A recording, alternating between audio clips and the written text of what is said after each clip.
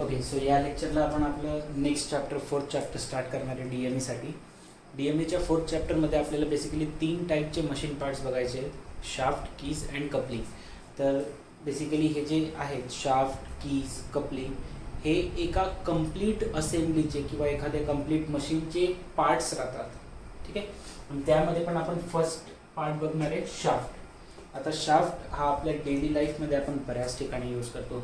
Even तुमच्या डोक्याच्यावर जो fan फिरतोय त्या फॅनमध्ये पण एक रॉड आहे बघा, असा सरळ, त्याच्या खाली एक रोटर लावलेलं आहे आणि त्याला आपण पाते लावलेले राहतात, ब्लेड्स लावलेले राहतात. तो हा जो शाफ्ट आहे बेसिकली, हा जो रॉड राहतो तो गोल फिरतो ना. So this rod is nothing but काय, तुमचा शाफ्ट आहे. असे बरेच शाफ्ट राहतात तुमच्या गाडीमध्ये, शाफ्ट लावलेले आहेत. म्हणजे जी गाडी चालवतो आपण त्या गाडीमध्ये ते गाडीचे टायर जे फिरतात ते कशाचे यूजवर फिरतात, ते सुद्धा 4 व्हीलरची गोष्ट करतोय बरं मी, ते सुद्धा शाफ्टनेस फिरत राहतात. आपण 2 व्हीलरमध्ये तर चेनची अटॅचमेंट केलेली राहते है ना, चेन राहते. सायकलला कशी आपल्या चेन राहते तशी 4 व्हीलरमध्ये पण 2 व्हीलरमध्ये पण चेन राहते. पण 4 व्हीलरमध्ये, ट्रकमध्ये जे मोठे व्हेकल्स राहतात त्यांच्यामध्ये हाय पॉवर ट्रान्समिट करावी लागते आणि त्यावेळेस शाफ्टचा वापर केला जातो. तर शाफ्ट काय आहे, तर शाफ्ट एक सिम्पली एक रोटेटिंग मशीन इलेमेंट आहे जो यूज केला जातो to transmit the power from one place to another. एका जागेवरून दुसऱ्या जागेवर किंवा एका प्लेसमधून किंवा एखाद्या पार्टमधून दुसऱ्या पार्टपर्यंत पॉवर ट्रान्समिट करण्यासाठी, मोशन ट्रान्समिट करण्यासाठी आपण ज्या रोटेटिंग मशीन इलेमेंटचा वापर करतो त्या रोटेटिंग मशीन इलेमेंटला आपण शाफ्ट असं म्हणत असतो. ठीक आहे, क्लिअर. तर ज्या ठिकाणी पण रोटेशन होत आहे, एकदम सोप्या भाषेत एखादा रॉड दिसतोय तुम्हाला आणि तो रॉड जर गोल फिरतोय ना तर तो शाफ्ट आहे, कारण तो एका ठिकाणून दुसऱ्या ठिकाणी एनर्जी ट्रान्सफर करत असतो. ठीक, तुमच्या मोटरमध्ये शाफ्ट लावलेला राहतो, आपली जी पाण्याची मोटर राहते त्याच्यामध्ये शाफ्ट राहतो. असे बरेच ॲप्लिकेशन्स आहेत शाफ्टचे. शाफ्ट आणि ॲक्सेलमध्ये भरपूर कन्फ्युजन होतं स्टुडंटला, म्हणून मी तसं या ठिकाणी काही द्यायची गरज नव्हती, पण म्हणून मी मुद्दामून लिहून देतोय की ॲक्सेल काय राहतं बघा. सायकलमध्ये तुम्ही पाहिलं आहे की आपला सायकलचा जो टायर राहतो ते सायकलच्या टायरच्या सेंटरला एक असा फक्त एक रॉड लावलेला राहतो आणि तो रॉड फिरत नाही वगैरे काहीच नाही, तो फक्त थांबलेला राहतो ना. तो जो रॉड राहतो तो राहतो तुमचा ॲक्सेल. फरक काय आहे ॲक्सेल आणि शाफ्टमध्ये, तर ॲक्सेल जो आहे तो स्टेशनरी मशीन इलेमेंट आहे, म्हणजे तो गोल फिरत नाही. दोन्ही एक्झॅक्टली सेम आहे. जर हाच रॉड आहे ना आणि हा जर गोल फिरतोय तर मी याला शाफ्ट म्हणेल, आणि जर तो एकाच जागेवर येतो तर मी त्याला ॲक्सेल म्हणेल. ठीक आहे, एवढाच फरक आहे. सो शाफ्ट काय, एक रोटेटिंग मशीन इलेमेंट आहे. त्याच जागेवर जर ॲक्सेल म्हटलं तर आपण काय म्हणतो, it is a stationary machine element. ठीक, जो यूज केला जातो for transmission of bending movement only. शाफ्टमध्ये काय होतं, ट्विस्टिंग मुवमेंट ट्रान्सफर होतो. जसं आता हा रॉड आहे समजा माझा, याला जर गोल फिरवायचं असेल तर फोर्स कसा लावावा लागेल, या ठिकाणी टँजेन्शियल फोर्स लावावा लागतो. एखाद्या वस्तूला गोल फिरवण्यासाठी टँजेन्शियल वरती फोर्स लावावा लागेल ना. असं इकडे जर फोर्स लावला तर लेट्स से एक्झाम्पल घेऊन घेऊ. समजा हा तुमचा एक रॉड आहे, याला गोल फिरवायचा आहे आपल्याला. या ठिकाणी जर फोर्स तुम्ही असा लावला, जर मी हे म्हणतोय की जर तुम्ही फोर्स असा लावताय तर हा सरळ जाईल, गोल फिरतोय का नाही. पण जर गोल फिरवायचा असेल तर फोर्स कसा लागतो, इथं वरती टँजेन्शियल सरफेसला, टँजेन्शियल म्हणतो आपण त्याला. म्हणजे मी काय म्हणतोय की जर असा तुमचा शाफ्ट असेल तर फोर्स तुम्हाला या ठिकाणी लावावा लागेल, या सरफेसवर, जेणेकरून तो गोल फिरेल. टँजेन्शियल फोर्स लावावा लागतो. आणि टँजेन्शियल फोर्स लावलं की बेसिकली बॉडीमध्ये ट्विस्टिंग मुवमेंट येतं, म्हणजेच काय, तर टॉर्क जनरेट होतं कोणत्याही. आता हे टॉर्कचं दाराचं एक्झाम्पल सांगितलं होतं बघा मी तुम्हाला सॉन्गमध्ये, की दाराचा एक एंड फिक्स राहतो, एक एंड फिक्स राहतो, एका एंडवर हँडल लावलेला राहतो. आपण या ठिकाणी फोर्स लावतो कसा, परपेंडिक्युलर. जेवढा आपण परपेंडिक्युलर फोर्स लावू त्या हिशोबाने ते दार लवकर फिरतं. जर तुम्ही जवळजवळ घेत गेले तर, डिस्टन्स जर कमी करत गेले तर दार कमी फिरायला त्रास होतो किंवा जास्त फोर्स लावावा लागतो. सो बेसिकली काय करतो आपण, दूर फोर्स अप्लाय करतो, कारण टॉर्क जनरेट झाला पाहिजे म्हणून. तर कोणत्याही बॉडीला गोल फिरवण्यासाठी, रोटेट करण्यासाठी कसली गरज राहते, ट्विस्टिंग मुवमेंटची किंवा टॉर्कची गरज राहते, हे तुम्हाला माहिती आहे. आणि शाफ्ट जर रोटेट होतोय, गोल फिरतोय, तर याचा अर्थ त्याच्यावर सुद्धा काय होतो, टॉर्क अप्लाय होतो आणि टॉर्कमुळे ट्विस्टिंग मुवमेंट जनरेट होत असतं. ठीक आहे, आणि एखाद्या वस्तूला गोल फिरवण्यासाठी त्यावर टँजेन्शियल फोर्स अप्लाय करावा लागत असतो. तर ॲक्सेल कसा आहे, आपला एक स्टेशनरी मशीन इलेमेंट आहे जो फक्त यूज केला जातो for the transmission of bending movement only. आणि बेंडिंग मोमेंट म्हणून जर हा यूज केला जातो, हा जर स्टेशनरी इलेमेंट आहे तर it is simply act as a support for some of the rotating body. आणि त्या सम ऑफ द रोटेटिंग बॉडीमध्येच एक एक्झाम्पल मी तुम्हाला सांगितलं की आपला जो सायकलचा टायर राहतं, जी काय एक रोटेटिंग बॉडी आहे, तर त्या रोटेटिंग बॉडीला सपोर्ट म्हणून मध्ये एक ॲक्सल लावलेला राहतो रिममध्ये, है ना. जी सायकलची रिम राहते त्याच्या, ते तुम्ही पाहिलं असेल, त्याचे जे स्पोक्स राहतात, काड्या ज्याला म्हणतात तुम्ही साध्या भाषेत, ते स्पोक्स जे राहतात रिमचे, अशी काहीतरी रिम राहते आणि इथं सेंटरला त्या सगळ्या काड्या अशा जोडलेल्या राहतात ना. ते ज्या ठिकाणी जोडलेल्या राहतात त्यामध्ये एक रॉड राहतो, फक्त रॉड राहतो, तो काहीच करत नाही, तो फक्त तिथं त्या रिमला सपोर्ट करायचं काम करतो. तो जो रॉड राहतो ना, तो काय राहतो, ॲक्सल. आणि तोच रॉड जर गोल फिरला त्याला काय म्हणाल तुम्ही, shaft. So in simple words, shaft म्हणजे रोटेटिंग मशीन एलिमेंट, ॲक्सल म्हणजे सिम्पली स्टेशनरी मशीन एलिमेंट राहतो. स्पिंडल तुम्ही पाहिलं, तुमच्या लेथ मशीनला एक स्पिंडल राहतं ना. ज्या लेथ मशीनला स्पिंडल राहतं, ज्याच्यामध्ये तुम्ही आपलं जे टूल राहतं, ज्याला आपल्याला मशीनिंग करायचं आहे, ते टूल म्हणतोय मी, ते वर्क पीस अडकवतात तुम्ही, वर्क पीस म्हणतो आपण त्याला. केलं असेल ना तुम्ही ते वर्कशॉपमध्ये, की जे स्पिंडल राहतं त्याच्यामध्ये वर्क पीस अडकवलं आणि त्या टूलच्या साह्याने आपण त्याला मशीनिंग करतो, मग कटिंग करतो, थ्रेडिंग करतो, वेगवेगळ्या मशीनिंग प्रोसेस परफॉर्म केल्या जातात. ठीक आहे. सो स्पिंडल काय राहतं, स्पिंडल एक छोटासा शाफ्ट राहतो. शाफ्ट म्हटलं म्हणजे आपल्याला असं लांब काहीतरी इमॅजिन होतं, आणि स्पिंडल म्हणजे एक छोटा शाफ्ट राहतो. So it is a short shaft that imparts the motion either to the cutting tool or either to the workpiece. Cutting टूलला किंवा वर्क पीसला दोघांपैकी कोणाला तरी मोशन द्यायचं असेल तर आपण स्पिंडलचा वापर करतो. स्पिंडल दुसरं काही नसून एक छोटा शाफ्ट असतो. ठीक आहे. तर शाफ्ट काय, ॲक्सल काय, स्पिंडल काय, क्लिअर आहे. शाफ्ट एक रोटेटिंग मशीन एलिमेंट आहे जो एका जागेवरून दुसऱ्या जागेवर पॉवर ट्रान्समिट करेल. स्पिंडल एक स्टेशनरी मशीनिंग एलिमेंट आहे जो फक्त बेंडिंग मुवमेंट ट्रान्सफर करतो आणि तो ॲज अ सिम्पल सपोर्ट म्हणून काम करत असतो बऱ्याच रोटेटिंग बॉडीसाठी. स्पिंडल म्हणजे काय, एक शॉर्ट शाफ्ट आहे जो बेसिकली मोशन प्रोव्हाइड करतो आयदर वर्कपीसला और कटिंग टूलला. म्हणजे हे आपण यूज करतो आपलं जे सांगितलं मी तुम्हाला लेथ मशीनमध्ये. ठीक. मग आता आपण वन बाय वन, आता इथून समजलं आपल्याला ट्विस्टिंग मुवमेंट होतं शाफ्टमध्ये ना. ट्विस्टिंग मुवमेंट तर आहेच, बेंडिंग मुवमेंट पण आहे किंवा दोन्ही कंबाईन पण होऊ शकतात.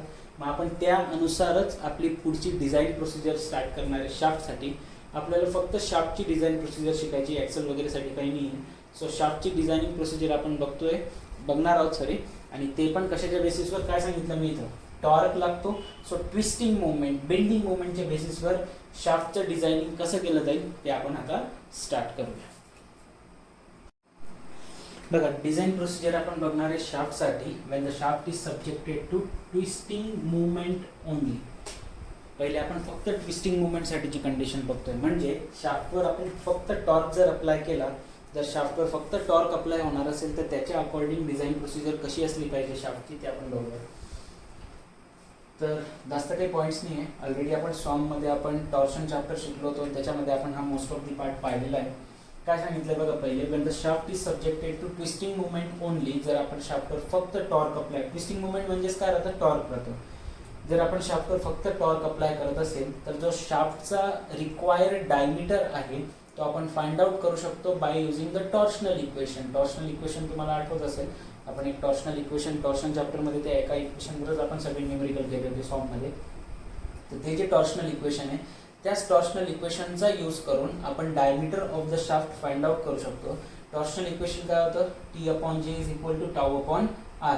अजून एक टर्म आहे पण आपल्याला सध्या एवढंच कामाचं आहे. So T/J is equal to τ/r. T काय राहतो आपला, ट्विस्टिंग मुवमेंट किंवा torque. Capital T stands for the twisting movement or the torque. J राहतो तुमचा polar movement of inertia, tau राहतो तुमचा शियर स्ट्रेस आणि आर राहतं रेडियस किंवा the distance between the two axes. So T twisting movement ते लिहून दिलं बघा सगळं, polar movement of inertia, shear stress आणि आर रेडियस.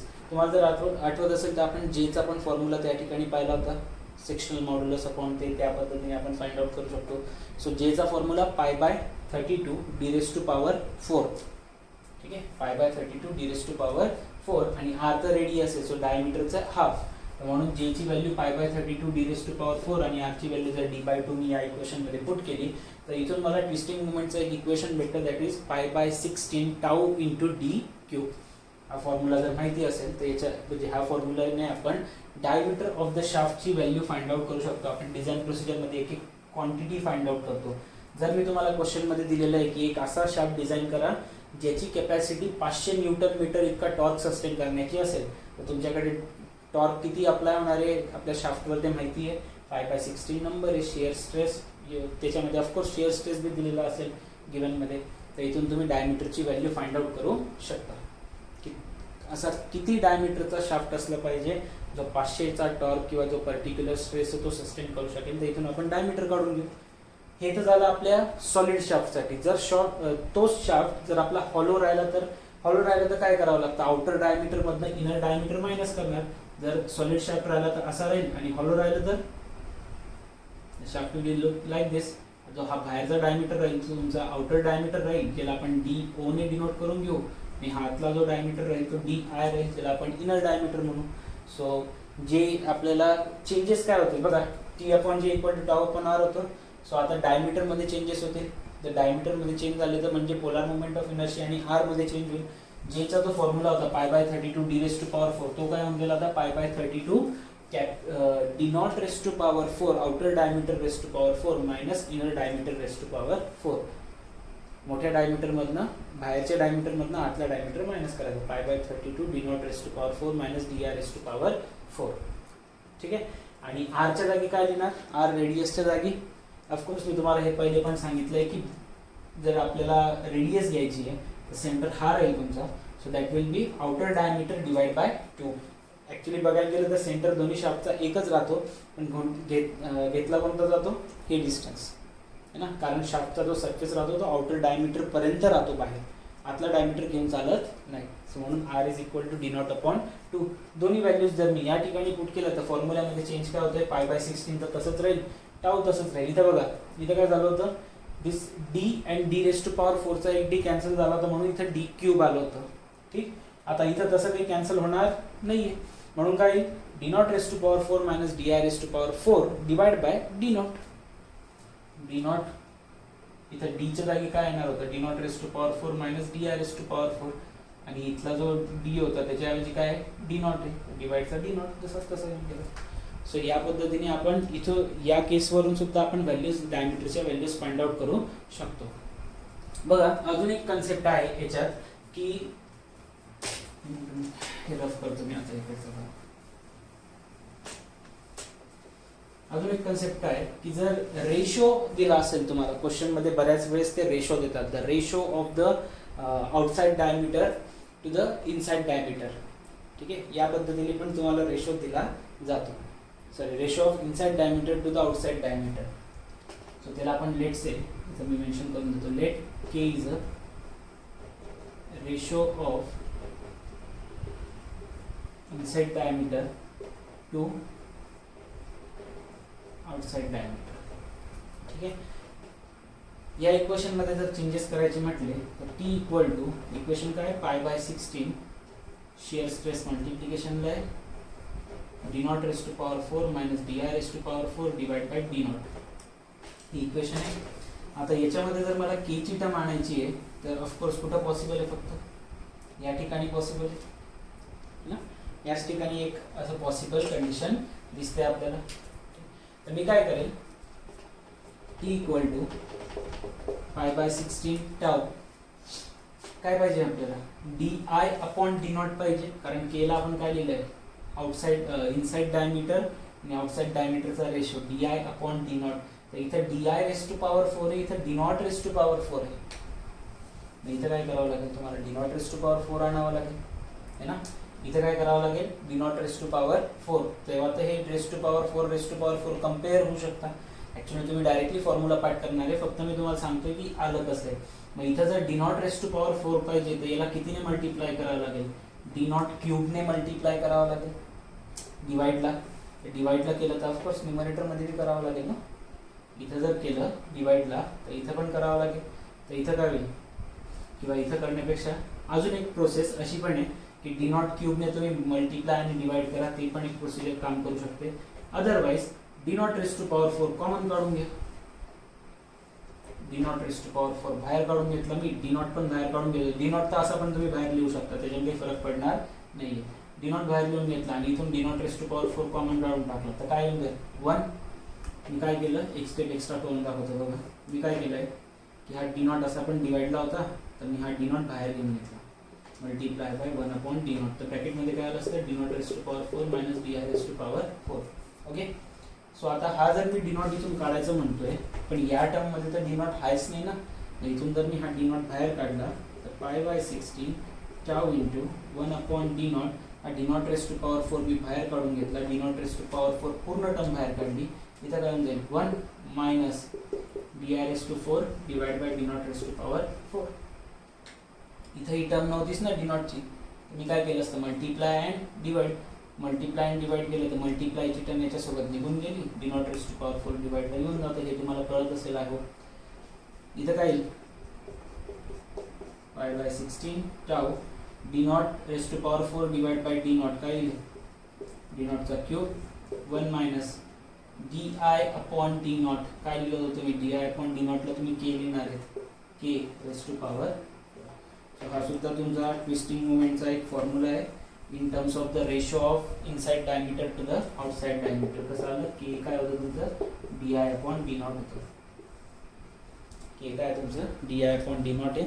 त्या पद्धतीने हा पण एक नवीन फॉर्म्युला तुम्ही त्याच्या टर्म्समध्ये लिहू शकता.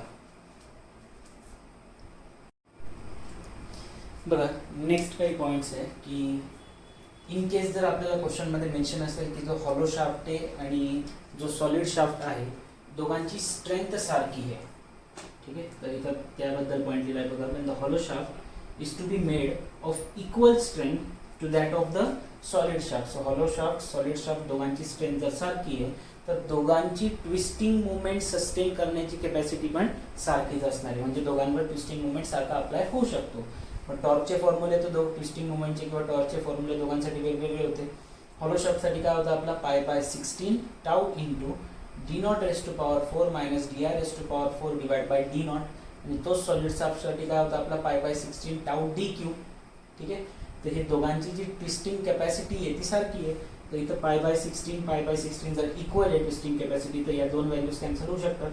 So here D naught raise to power 4 minus D I raise to power 4 divide by D naught is equal to काय आलं डी क्यू. हा डायमीटर सॉलिड शाफ्टचा आहे, हे outside inside diameter outside diameter हे सगळं हॉलो शाफ्टसाठी.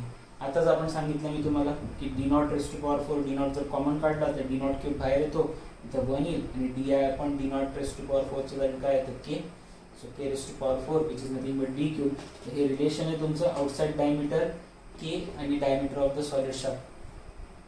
बेसिकली या रिलेशन्सचा वापर करून आपण काय करणार आहे, आउटसाइड आणि इनसाइड डायमीटरचे व्हॅल्यूज फाइंड आउट करणार आहे, बाकी काही नाही. आणि जर ट्विस्टिंग मुवमेंट तुम्हाला क्वेश्चनमध्ये दिलेला नसेल आणि जर तुम्हाला शाफ्टचा स्पीड दिलेला आहे, जसं आपण सॉममध्ये पण किंवा टॉर्शन चॅप्टरमध्ये पण सॉममध्ये आपण फाइंड आउट केलं होतं, पॉवरचा फॉर्म्युला तुम्हाला सगळ्यांना माहिती आहे. हा formula that is 2 pi NT divide by 60. इथून तुम्ही टॉर्कची किंवा ट्विस्टिंग मुवमेंटची व्हॅल्यू फाइंड आउट करू शकता. आणि एनची जी व्हॅल्यू राहते ती कशामध्ये राहते, रिव्हॉल्युशन पर मिनिटमध्ये असते, सेकंडमध्ये नाही. नेक्स्ट जो लास्ट कंडिशन आहे आपली की जर समजा आपण जो शाफ्ट अटॅच केलेला आहे तो पुलीवर लावलेला आहे, पुली सगळ्यांना माहिती आहे, जो शाफ्ट लावलेला आहे आपण तो जर पुलीवर अटॅच केलेला आहे तर इन दॅट केस जे ट्विस्टिंग मुवमेंट राहतं जे शाफ्टवर अप्लाय होणार आहे ते आपण फाइंड आउट करतो by using relation that T is equal to T1 minus T2 into R. तर यामधला हा जो T1 आणि T2 आहे हा टेन्शन राहतं, ठीक आहे. So this T1 and T2 is nothing but the tension in the tight and the tension in the slack side. हे आपण टॉममध्ये पॉवर ट्रान्समिशन चॅप्टरमध्ये शिकलो होतो है ना, हे न्यूमरिकल पण सॉल्व्ह केलेत आपण. So T is equal to T1 minus T2 into R. तर आर राहतो तुमचा रेडियस, T1 T2 असणारे tension in the tight and the slack side of the belt. हे कधी वापरायचं आहे, ज्यावेळेस आपला जो शाफ्ट आहे तो एखाद्या पुलीसोबत कनेक्टेड आहे. हा शाफ्ट आहे, याच्यावर मी पुली लावलेली आहे, तर पुलीवर जे बेल्ट लावलेले राहतात त्या बेल्टच्या टेन्शनच्या अकॉर्डिंग हा शाफ्ट फिरणार आहे. मग शाफ्टवर किती टॉर्शन ॲक्ट होतं आहे, शाफ्टवर किती ट्विस्टिंग मुवमेंट टॉर्क अप्लाय होतं आहे, हे कसं फाइंड आउट करता येईल, तर त्या बेल्टमध्ये किती टेन्शन आहे त्यानुसार. म्हणून T1 minus T2 into R. ठीक आहे. चला मग आता आपण या ट्विस्टिंग मुवमेंटच्या बेसवर काही न्यूमरिकल्स बघूया. बघा क्वेश्चन दिलेला आहे तुमच्यासमोर. अ line shaft rotating at 200 RPM दिलेलं आहे. सो गिवनमध्ये आपल्याला पहिले 200 RPM दिलं आहे, म्हणजे स्पीड दिले, रिव्हॉल्युशन दिलेलं आहे, किती रिव्हॉल्युशन होत आहेत एका मिनिटात यांची व्हॅल्यू दिली, म्हणजे आपल्याला 200 revolution per minute. Is to transmit a 20 kilowatt of power. So power पण दिलेली, किती ट्रान्समिट करणार आहे 20 किलोवॅट.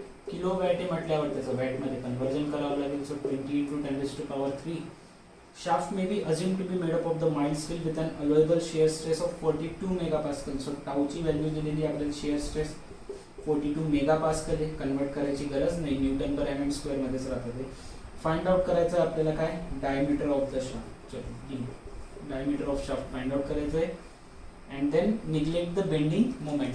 बेंडिंग मोमेंट अजून आपण शिकलोच नाही, आपण फक्त ट्विस्टिंग मोमेंट बद्दलचे कन्सेप्ट पाहिले अजून. यानंतर आपण बेंडिंग मोमेंटचे कन्सेप्ट पाहणार आहे. सो डायमीटर आपल्याला फाइंड आउट करायचं आहे. आता बघा तुम्हाला पी ची व्हॅल्यू दिली आहे. सो डायमीटर फाइंड आउट करण्यासाठी आपण सगळ्यात पहिला फॉर्म्युला तोच पाहिला होता की diameter of the shaft can be find out by using the equation, torsional equation सांगितलं होतं. T = π/16 टाऊ d³ ने काढू शकता तुम्ही डायमीटर. पण त्यासाठी तुम्हाला ट्विस्टिंग मुवमेंट किंवा टॉर्क माहिती असणं गरजेचं आहे. आणि आत्ताच आपण पाहिलं की टॉर्क काढण्यासाठी एकच आपल्याकडे फॉर्म्युला आहे, तो पण कोणाच्या टर्म्समध्ये, पॉवरच्या टर्म्समध्ये. पॉवरच्या टर्म्सवाला फॉर्म्युला तुम्ही यूज करू शकतात. मग सो हिअर सोल्युशनमध्ये T = आपल्याला माहिती काय राहतं, इट इज 2π/60. सो पॉवरची व्हॅल्यू किती आहे, 20 किलोवॅट आहे. सो 20 किलोवॅट म्हटलं म्हणजे 20 × 10⁻³ 2π नंबर ऑफ रिव्हॉल्युशन्स किती आहे, 200 इंटू टॉर्क आपल्याला पाहिजे किंवा ट्विस्टिंग मुवमेंट पाहिजे, डिवाइडला 60 इकडे येऊन जाईल, बाकी दोन्ही व्हॅल्यूज इकडे घेऊन या. सो 20 × 10⁻³ डिवाइडचा 60 इकडे येऊन मल्टिप्लाय. हे दोन्ही व्हॅल्यूज T सोबत मल्टिप्लिकेशन मध्ये होत्या, खाली येऊन डिवाइड झाल्या. सो 2π × 200. कॅल्क्युलेशन केल्यानंतर आन्सर येतंय 955 न्यूटन मीटर. मीटरमध्ये तुम्ही त्याला mm मध्ये पण लिहू शकता, 2955 × 10⁻³ न्यूटन mm. ठीक आहे, हे तर भेटून गेलं torque. And we know that की जर आपल्याला एकदा टॉर्क किंवा ट्विस्टिंग मुवमेंट माहीत असला तर by using this formula π/16 × tau × d³. So torque माहिती आहे 955 × 10⁻³ π/16. ॲज इट इज शिअर स्ट्रेसची व्हॅल्यू आपल्याला 42 MPa दिलेली आहे, डायमीटरचा क्यूब. सो इथून d³ तुम्ही फाइंड आउट करू शकता. 16 इकडे आणून मल्टिप्लाय करायचं, पाय आणि 42 दोन्ही खाली आल्यावर डिवाइड होतील. So you will get the value of d here. डायमीटरची व्हॅल्यू 48.7 mm इतकी आली पाहिजे. अप्रॉक्सिमेट करून आपण त्याला 50 mm लिहून घेऊ. So this are your answer की ट्विस्टिंग मुवमेंट किंवा टॉर्कची जी व्हॅल्यू येणार आहे that will be the 955 10⁻³. I hope तुम्हाला आता हे कॅल्क्युलेशन येत असतील, कारण तुम्ही आता ऑलमोस्ट लास्ट इयर आहे तुमचं आहे ना. d³ ची व्हॅल्यू भेटेल, त्याला क्यूब रूट करून व्हॅल्यू फाइंड आउट करा. So it will be like 48.7 mm किंवा 50 mm. ठीक, चल नेक्स्ट क्वेश्चन बघूया आता. बघा नेक्स्ट क्वेश्चन काय दिला आहे. A solid shaft is transmitting 1 megawatt at 240 rpm सांगितलंय. ओके, सो गिवन घेऊया पहिले. एक सॉलिड शाफ्ट आहे, 1 मेगावॅट पॉवर दिली आहे. हे क्वेश्चन सिमिलर आहे जे आपण स्टॉर्म मध्ये केले होते ना, पण असे क्वेश्चन तुम्हाला एक्झॅक्टली एक्झाम मध्ये नाही येणार, पण ह्या क्वेश्चन वरूनच तुमचा बेस बनेल. ज्यावेळेस आपण ट्विस्टिंग आणि बेंडिंग मुवमेंटला कंबाईन करू त्यावेळेस तुम्हाला सिंपल जाईल जर करायला. मेगा म्हटलं म्हणजे 10⁻6 राहतं वॅट. काही सांगता येत नाही, 2-3 मार्क्सला सिंपल क्वेश्चन विचारला पण जाऊ शकतो.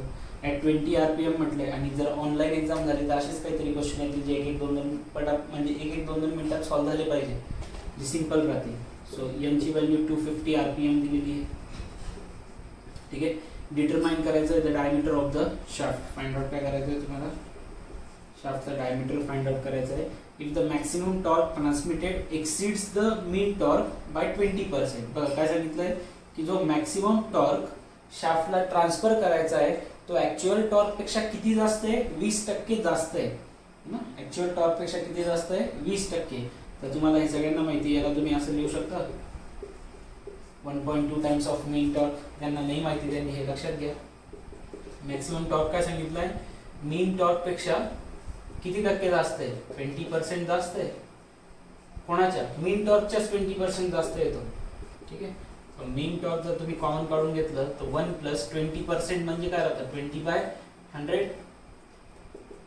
काय लिहू शकता, 100 × 100 + 20 120 / 100 किती आलं, 1.2 टाइम्स ऑफ टीव्ही. या पद्धतीने, पण आपण त्याला एवढं काही लिहित नसतं शॉर्टमध्ये. 1.2 टाइम्स ऑफ मीन टॉर्क लिहून घेतला. सो डायमीटर फाइंड आउट करायचं आहे आणि shear stress of the allowable shear stress किती सांगितलं आहे 60 मेगा पास्कल. सो व्हॅल्यूज दिलेल्या आहेत. डायमीटर फाइंड आउट करूया. डायमीटर फाइंड आउट करण्यासाठी ऑफकोर्स आपल्याला कसली गरज राहते, पॉवर दिलेला आहे म्हटल्यावर टॉर्क काढणार आपण. So P is equal to 2 pi NT divide by 60. तर ज्यांना हे लक्षात नसेल सॉमचं त्यांनी लक्षात आणून घ्या परत. इथं जो टॉर्क भेटतो दॅट इज मीन टॉर्क, जो ॲक्च्युअल टॉर्क आहे तो भेटतो आपल्याला ना. आणि जो मॅक्सिमम टॉर्क आहे तो त्याच्या 1.2 टाइम्स किंवा 20% जास्त आहे. सो पॉवर किती सांगितली होती 1 × 10⁶ डिवाइडचा 60 इकडे घेऊन मल्टिप्लाय करून टाकू इज इक्वल टू 2 पाय यांची value number of revolutions 240 multiply by T mean ची व्हॅल्यू आपल्याला फाइंड आउट करायची आहे. सो हियर 1 × 60 × 10⁶ 2 पाय 240 खाली येताना डिवाइड. इथून काय भेटेल तुम्हाला मीन टॉर्कची व्हॅल्यू. जी की आली पाहिजे तुमची मीन टॉर्कची व्हॅल्यू 39786. 39786 टॉर्क म्हटल्यावर न्यूटन मीटर मध्ये, आणि मीटर मध्ये आले तर त्याला तुम्ही mm मध्ये कन्वर्ट करू शकता. कसं करणार 39786 10⁻³ न्यूटन mm. ठीक आहे. हा भेटला तुम्हाला मीन टॉर्क. मीन टॉर्क माहित पडला ती व्हॅल्यू इथं पुट करून मॅक्सिमम टॉर्क काढून घ्या, कारण आपल्याला डायमीटर जो फाइंड आउट करायचा आहे तो कोणासाठी करायचा आहे मॅक्सिमम टॉर्कसाठी करायचा आहे. So maximum torque is equal to काय करणार 1.2 टाइम्स ऑफ टी मीन होतं. सो हियर 1.2 × टी मीन ची value 39786 10⁻³ So here the maximum torque, you will get the value of maximum torque Newton mm मध्ये. So 1.2 ने multiply केल्यावर जे answer येणार आहे that will be 47741 10⁻³ 47741. ठीक आहे. तर मॅक्सिमम टॉर्क भेटलं. आता मॅक्सिमम टॉर्कची व्हॅल्यू पुट करा आणि तिथून डायमीटरची व्हॅल्यू फाइंड आउट करा. जे आपल्याला रिलेशन माहिती to find the diameter of the shaft तेच यूज करू आपण. फक्त जो टॉर्क आहे हा क्वेश्चन यासाठी घेतला की मीन टॉर्क मॅक्सिमम टॉर्क हे तुम्हाला लक्षात असलं पाहिजे. So here we know that torque maximum torque can be written as 5/16 × τ × d³. Maximum torque किती आलाय 47741 10⁻³ इज इक्वल टू 5/16 टॉर्कची व्हॅल्यू टॉर्क म्हणतो शेअर स्ट्रेसची व्हॅल्यू 60 × डायमीटरचा क्यूब. 16 ची व्हॅल्यू इकडे आणून मल्टिप्लाय करा 47741 10⁻³ मल्टिप्लाय द 16 5 × 60 × d³. d³ ची व्हॅल्यू काढायची 60 पाय खाली येताना divide 47741 10⁻³ multiply by 16 divide the pi into 60. So इथून काय भेटणार आहे तुम्हाला डायमीटर.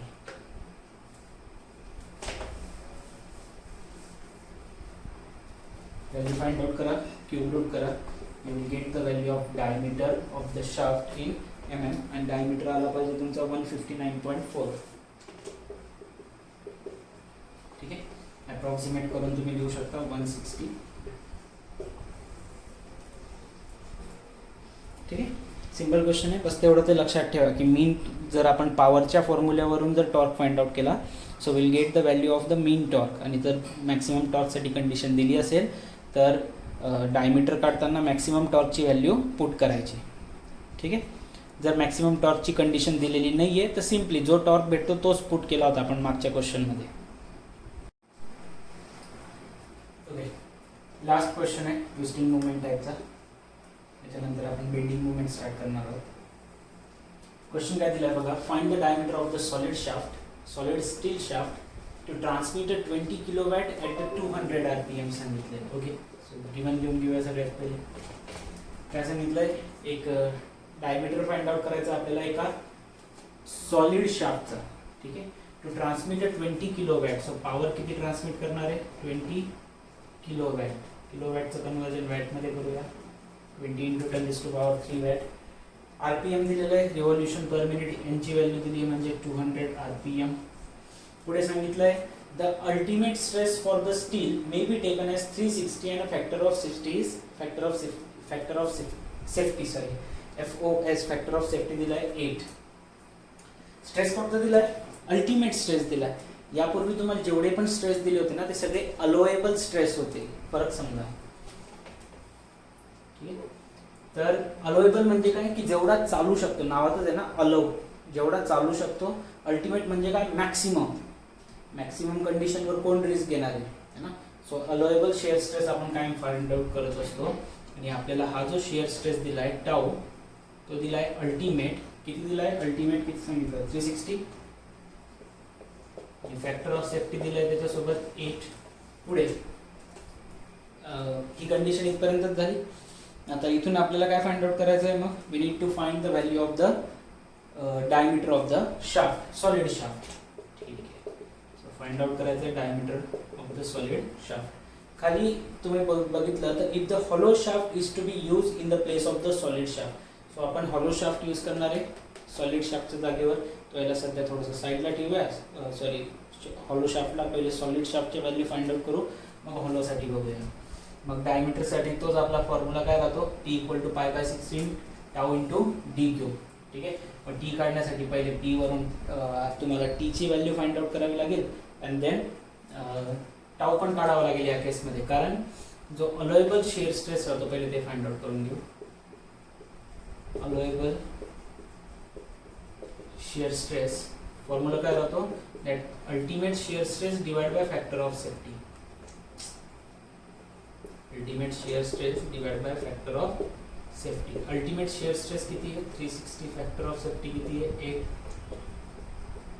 49 शिअर स्ट्रेस म्हटल्यावर स्ट्रेस न्यूटन पर मीटर स्क्वेअर की mm². टॉर्क कसे आपल्याला स्ट्रेस मेगा पास्कल मध्ये दिलं होतं. ठीक आहे, तर न्यूटन पर mm². ठीक आहे. फॅक्टर ऑफ सेफ्टी पण आपल्याला न्यूटन पर mm² किंवा मेगा पास्कल मध्ये दिलं. ठीक आहे, तर हे तुम्हाला काय भेटून गेलं तुमचं tau, allowable shear stress. Now next P वरून आपण T ची व्हॅल्यू फाइंड आउट करूया. Sorry, P is equal to काय राहतं 2π डिवाइड बाय 60. ठीक आहे. आता या ठिकाणी मॅक्सिमम मीन टॉर्कच्या काही हे नाही आहे, कन्सेप्ट नाही आहे.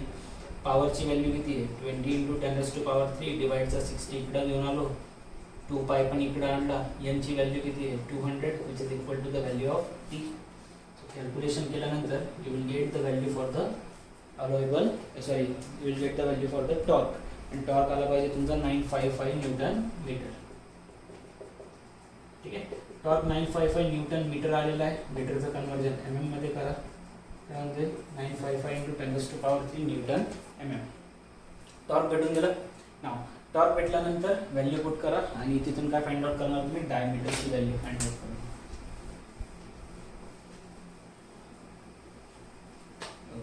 So, torque is equal to formula होता आपला π/16 टाऊ इंटू d3. टॉर्कची व्हॅल्यू होती 955 × 10⁻³ π/16.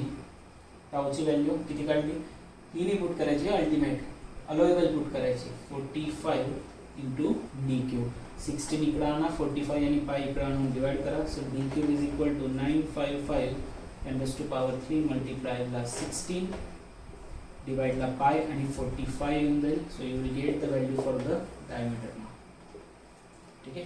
आणि डायमीटरची जी व्हॅल्यू येणार आहे दॅट शुड बी 47.6.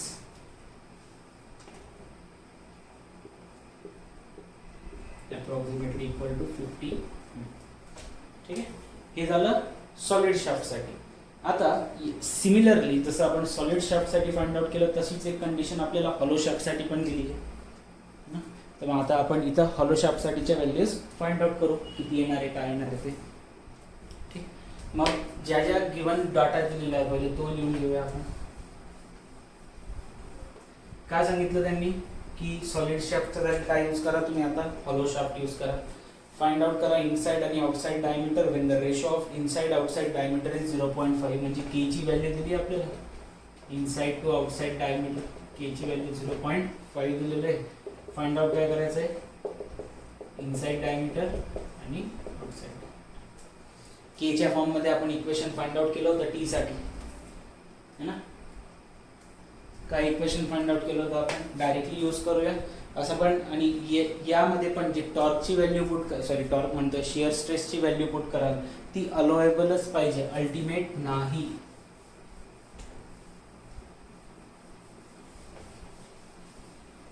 सो आपण इक्वेशन ऑलरेडी बनवलं होतं, त्यासाठीच ते डिराईव्ह करून घेतलं होतं आपण. T is equal to formula काय होता आपला, π/16 into tau into D naught cube into 1 minus k⁴ आज आहे. ठीक. सो इथून आपल्या सगळ्याच व्हॅल्यू माहिती आहे. टी ची व्हॅल्यू 955 10⁻³ इक्वल टू π/16. टॉर्कची व्हॅल्यू आता आपण फाइंड आउट केलं तर 45 आहे. इथून पाहू शकता तुम्ही 45. डी नॉटची व्हॅल्यू आपल्याला फाइंड आउट करायची आहे. इथून तुम्हाला डी नॉट भेटेल म्हणजे outside diameter of the hollow shaft भेटणार आहे. के ची व्हॅल्यू त्यासाठीच त्यांनी देऊन ठेवली आहे 0.5⁻⁴. 16 पाय 45 ज्याचे तुम्हाला इकडच्या साईडला पाठवता येईल सगळं पाठवून द्या. 955 10⁻³ मल्टिप्लायला 16 डिवाइड बाय पाय इंटू 45 आणि ती जी टर्म आहे हे फाइंड आउट करून घ्या. 1 इंटू 1 मायनस 0.5⁻⁴. पहिले 0.5⁻⁴ करा. कॅल्सीमध्ये जी पण व्हॅल्यू येईल त्याला 1 मधनं मायनस करा. जे काही आन्सर भेटणार आहे ती इकडे आणून डिवाइड करून टाका equal to D naught cube. इथून तुम्हाला भेटेल जी काही व्हॅल्यू येईल या सगळ्याचं त्याचा क्यूब रूट करा. You will get the value for the D not outside diameter. ते आलं पाहिजे 48.6 mm which is approximately आपण याला 50 कन्सिडर करून घेऊ. आणि हे जर तुम्हाला माहित पडून गेलं outside diameter of the hollow shaft, अजून काय पाहिजे, इनसाइड डायमीटर पण पाहिजे. आणि इनसाइड डायमीटर आणि आउटसाइड डायमीटर मधलं रिलेशन आपल्याला माहिती आहे. वी नो दॅट के ची व्हॅल्यू काय होतं di/d naught which is equal to काय होतं 0.5. आपल्याला डी नॉट माहिती आहे, di फाइंड आउट करायचं आहे. So di will be equal to 0.5 into D naught. So 0.5 D naught ची व्हॅल्यू 50 चे अर्ध 25. So this will be your inside diameter for the hollow shaft. बघा आता ट्विस्टिंग मुवमेंट नंतर जर शाफ्टवर आपण बेंडिंग मुवमेंट अप्लाय केलं तर त्या केसमध्ये काय होणार आहे, जसं ट्विस्टिंग मुवमेंटचा फॉर्म्युला तुम्हाला टॉर्शनल इक्वेशनवरून आठवत असेल तर तसं आपण हे सॉममध्ये बेंडिंग मुवमेंट पण शिकलेलं आहे. m/i equal to sigma b/y. M काय राहतं bending moment, I moment of inertia, sigma B bending stress. मागच्या केसमध्ये इथं शिअर स्ट्रेस होता, इथं ट्विस्टिंग मोमेंट होतं. तर आता काय झालं बेंडिंग मोमेंट झालं. इथं पोलर मोमेंट ऑफ इनर्शिया होतं तर आता इथं मोमेंट ऑफ इनर्शिया आलं. शिअर स्ट्रेसच्या जागी बेंडिंग स्ट्रेस आणि रेडियसच्या जागी Y is nothing but also same राहतं d/2 half of diameter. Basically हे दोन ॲक्सिस मधलं डिस्टन्स असणार आहे, न्यूट्रल ॲक्सिस आणि जो आउटर मोस्ट फायबर राहतो किंवा आउटर मोस्ट पार्ट जो राहतो समजा जर ही डिस्क येते इथून इथपर्यंतचा हे आउटर मोस्ट पर्यंतचा distance is nothing but Y राहतो तुमचा distance between the two axes. ठीक आहे. So moment of inertia for the solid shaft formula π/64 d⁻⁴. सॉममध्ये शिकलेलं जर आपण वायची व्हॅल्यू d/2 या दोन्ही व्हॅल्यूज या इक्वेशनमध्ये टाकली. आता एम साठी इक्वेशन भेटतं π/32 सिग्मा बी d3. ट्विस्टिंग मध्ये काय होतं बस तेवढं लक्षात घ्या. दोघांमधला फरक जर लक्षात राहिला तर क्लिअर राहील. π/16 टाऊ d³ होतं, इथं π/32 सिग्मा बी इंटू शिअर स्ट्रेसच्या ऐवजी बेंडिंग स्ट्रेस. डायमीटर तर सेम आहे 16, इथं ट्विस्टिंग मध्ये 16 होतं तर बेंडिंग मध्ये 32 झालं. सिमिलरली हॉलो शाफ्ट साठी फॉर्म्युला सेमच आहे. 16 च्या ऐवजी 32, टाऊच्या ऐवजी सिग्मा बी. आणि हॉलो साठी काय होतं इथं π/16 tau d naught cube into 1 minus k⁴. बाकी तर सेमच आहे. Outside diameter d naught 1 minus k⁴. ठीक आहे. याच्यावर बेस पण एक क्वेश्चन घेऊन घेऊ आपण बेंडिंग मोमेंटवर. चला बघा क्वेश्चन काय दिला आहे. A pair of wheels of a railway wagon carries a load of 50 kN on each axle box. बघा आता याचे डायग्राम ड्रॉ करायला लागेल तुम्हाला. काय सांगितलंय, एक ॲक्सेल आहे कशाच्या मध्ये, दोन रेल्वेच्या व्हील्स मध्ये. सो रेल्वेचे व्हील्स असे काहीतरी ड्रॉ करून घेऊ आपण. हा समजा एक व्हील आहे रेल्वेचा, हा दुसरा व्हील रेल्वेचा है ना. आणि या दोघांच्या मध्ये एक ॲक्सेल लावलेला आहे. ठीक आहे. A pair of wheels of railway wagon carries a load of 50 kN on each axle box सांगितलं आहे.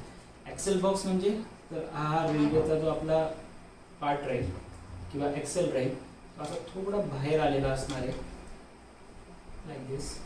ठीक आहे.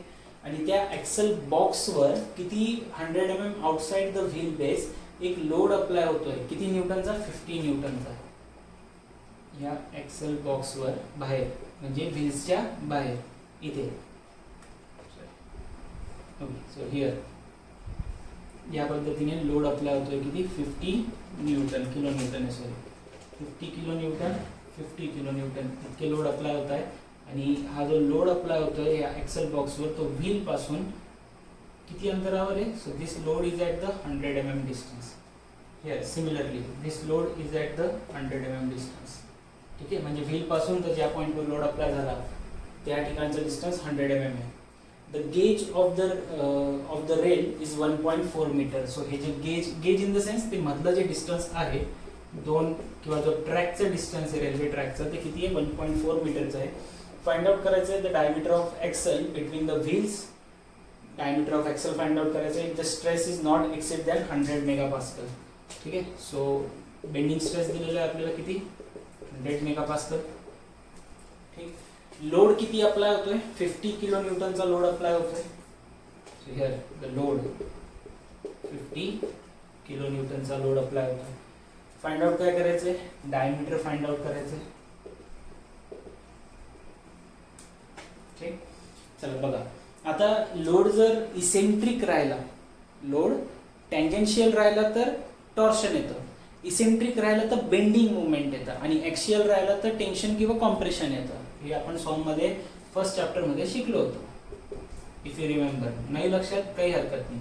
जर इथं लोड अप्लाय झाला तर हा बेसिकली हा जो एक्सेलचा पार्ट आहे हा असा जर एक्सेलचा पार्ट आहे इकडे जर लोड अप्लाय होतोय तर त्याच्यावर तर बेंडिंग मुवमेंटच ऍक्ट होणार आहे ना, बेंडिंगच होत आहे ना त्याचं. सो बेंडिंग मुवमेंट आहे म्हणून मी इथं सिग्मा बी लिहिलं. त्यांनी इथं काही मेन्शन केलेलं नाही की तो बेंडिंग स्ट्रेस आहे की कोणता आहे, पण आपण इथून ऑब्झर्व केलं की हा बेंडिंगच होऊ शकतो म्हणून हा बेंडिंग स्ट्रेस आहे. ठीक. आपल्याला फॉर्म्युला काय माहिती होता? यम अपॉन डायरेक्टली यमचा फॉर्म्युला आपल्याला माहिती आहे. मॅक्सिमम किंवा bending movement is nothing but काय लिहिलं होतं आपण? π/32 सिग्मा बी इंटू डी क्यूब. हाच फॉर्म्युला लिहिला आहे. नाव बेंडिंग मुवमेंट आपल्याला माहित नाही आणि पण बेंडिंग मुवमेंट नसेल जरी माहिती तर मुवमेंटचा फॉर्म्युला काय राहतो? Load into perpendicular distance. ठीक आहे. लोड किती आपला होतोय? यमच्या जागी मग काय तुम्ही देऊ शकता? W into L is equal to π/32 sigma B ची व्हॅल्यू 100 आहे multiply by D cube. W किती लोड अप्लाय होतोय? 50 किलो न्यूटनचं कन्व्हर्जन न्यूटन केलं. लेंथ आता मला हे सांगा की जो बेंडिंग मुवमेंट आहे तो कुठं ऍक्ट होणार आहे? हे ह्या आपल्या लेट्स से मी याला नाव देऊन टाकतो ए आणि बी. ए पॉईंट आणि बी पॉईंटवरच तर सगळ्यात जास्त बेंडिंग मुवमेंट ऍक्ट होईल. इथपर्यंत जिथं एंड फिक्स राहतो. जर समजा तुम्ही ही मार्कर आहे मी इथं पकडून ठेवला, इथं जर लोड अप्लाय केला तर सगळ्यात जास्त बेंडिंग मुवमेंट कुठे दिसतो? या ठिकाणी. जर मी हाच पॉईंट इथं पकडला तर बेंडिंग मुवमेंट कुठे ऍक्ट होतोय? माझ्या ज्या ठिकाणी होल्ड केलेलं राहतं त्या ठिकाणी बेंडिंग मुवमेंट ऍक्ट होतो. म्हटल्यावर लेंथ इथून इथपर्यंतची किती आहे? 100 mm सांगितली होती. π/32 into 100 into D cube. 100 cancel करून टाका. 32 इकडे घेऊन या, पाय खाली डिवाइडला चाललं जाईल. सो डी क्यूबची व्हॅल्यू तुम्हाला तिथून मिळून जाईल.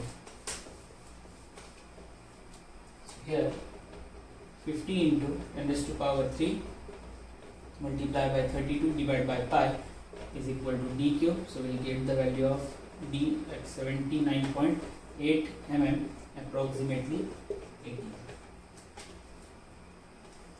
ठीक आहे. mm मध्ये का घेतली? कारण की हे जे डिस्टन्स घेतलेलं आहे मी 100 हे mm चं होतं म्हणून डायमीटर पण mm मध्ये भेटलेलं आहे. ठीक आहे. तर आजचं लेक्चर आपण इथं थांबूया. नेक्स्ट लेक्चरमध्ये आपण दोघांना कंबाईन करू. आता ट्विस्टिंग मुवमेंटला पण आणि बेंडिंग मुवमेंटला पण दोघांना कंबाईन करून त्यांचे प्रॉब्लेम बघू आणि तसेच प्रॉब्लेम तुम्हाला ॲक्च्युली एक्झामला विचारले जातील.